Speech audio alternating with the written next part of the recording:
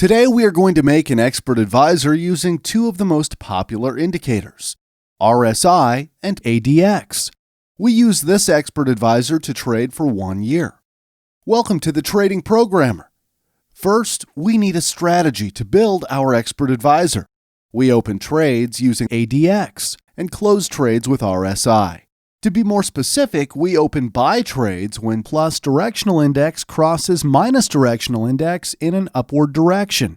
And we start a sell trade when minus directional index crosses plus directional index in an upward direction. We close buy trades when RSI crosses below 70, and we close sell trades when RSI crosses above 30. Let's test this EA and see how it works. We try this EA in Euro-US dollar 1 hour chart with $1,000. Now let's optimize all the values and update our EA with the new values. Now let's optimize all the values, including take profit and stop loss. We optimize our values for 5 years, from 2014 to 2019. Then we use those optimized values to trade from 2019 to 2020.